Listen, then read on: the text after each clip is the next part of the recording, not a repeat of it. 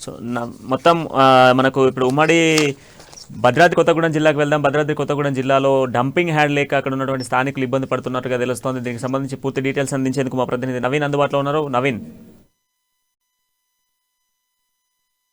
కొత్తగూడెం జిల్లా భద్రాచల పట్టణ వాసులైతే dumping yard కోసం అనేక సమస్యలు కూడా పడుతున్నట్లుగా కూడా మనం చూడొచ్చు. ముఖ్యంగా మనం చూసుకుంటే భద్రాచలంలో ఉన్నటువంటి కరకట్టపై ఆ ఒక భద్రాచలం నుంచి సేకరిస్తున్నటువంటి చెత్తనంతటిని కూడా ఆ కరకట్టపై వేసి అక్కడి నుంచే అక్కడే కాల్చి అక్కడే కాల్చడం వల్ల ఆ పొగ చుట్టుపక్కల ఉన్న ప్రజలకు గాని, లేకపోతే ఒక రామాలయ దర్శనానికి వస్తున్నటువంటి భక్తులందరినీ కూడా ఇబ్బందులకు గురి చేస్తున్నట్టు కూడా తెలుస్తుంది.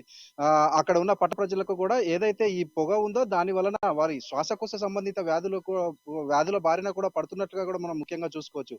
అయితే ఈ యొక్క భద్రాచల పట్టణంలో ఈ యొక్క డంపింగ్ యార్డ్ కోసం మునుపు స్థలం లేనప్పుడు ఎలాంటి ఇబ్బందులు ఎదుర్కొన్నారో ఇప్పుడు ఆ స్థలం చూసుకొని దాన్ని చదును చేసి దానికి ఫెన్సింగ్ వేసి ఏదైతే టెండర్ రిలీజ్ చేశాక కాంట్రాక్ట్ దక్కించుకున్నారో ఆ కాంట్రాక్టర్ పని మధ్యలో వదిలేసి వెళ్ళిపోవడం వలన అనేక సమస్యలలో కూడా ఈ డంపింగ్ యార్డ్ ఉన్నట్టుగా కూడా మనం చూసుకోవచ్చు. ముఖ్యంగా మనం చూసుకుంటే గత ఏడాది జిల్లా కలెక్టర్ 80 లక్షల రూపాయలతో డిఆర్సిసిని ఏర్పాటు చేయడం కోసం టెండర్ మంజూరు చేసినట్టుగా కూడా తెలుస్తుంది.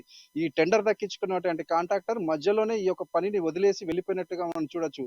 అయితే ఈ యొక్క మన ఉమ్మడి రాష్ట్రంలో ఉన్నప్పుడు ఈ యొక్క డంపింగ్ చెత్తనంతటిని కూడా ఆ మన పాల్రాజ్ ఇంజనీరింగ్ కాలేజ్ వెనుక ఉన్నటువంటి ఖాళీ ప్రదేశంలో పడేసేవారు. కానీ ఎప్పుడైతే ఈ యొక్క తెలంగాణ రాష్ట్రం ఏర్పడిందో అక్కడ భద్రాచలంలోని అనేక మండలాలు ఆంధ్రప్రదేశ్ లో విలీనమైనప్పటి నుంచి ఈ యొక్క చెత్తను అక్కడ వేయని అని పరిస్థితి నెలకొంది. అనంతరం బూర్గంపాడు మండలంలోని మనుగురు క్రాస్ రోడ్డు వద్ద ఒక స్థలంలో అధికారులు ఈ యొక్క చెత్తనంతటిని కూడా అక్కడ వేసే ప్రయత్నం చేయగా అక్కడ ప్రజలందరూ కూడా అడ్డం తిరిగినట్టుగా కూడా మనకు తెలుస్తుంది. ఆ తర్వాత ఈ యొక్క డంపింగ్ యార్డును మన భద్రాచలంలోని మనుబూతుల చెరువు పక్కన ఉన్నటువంటి ఖాళీ స్థలంలో వేసే ప్రయత్నం చేశారు. కానీ అక్కడ ప్రజలు ఎవరైతే ఉన్నారో వారు ఎదురు తిరిగే నేపథ్యంలో అక్కడ పోలీస్ ప్రొటెక్షన్ తీసుకొని అక్కడ ఉన్న స్థలాన్ని చదును చేపించి ఫెన్సింగ్ కూడా వేశారు. కానీ అనంతరం ఎవరైతే ఈ కాంట్రాక్ట్ దక్కించుకున్న కాంట్రాక్టర్ ఉన్నారో అతను మధ్యలోనే పని వదిలేసి వెళ్ళిపోయిన ఇదంతా వచ్చిందని కూడా అక్కడ ప్రజలు బాధ వ్యక్తం చేస్తున్నట్టుగా చూసుకోవచ్చు.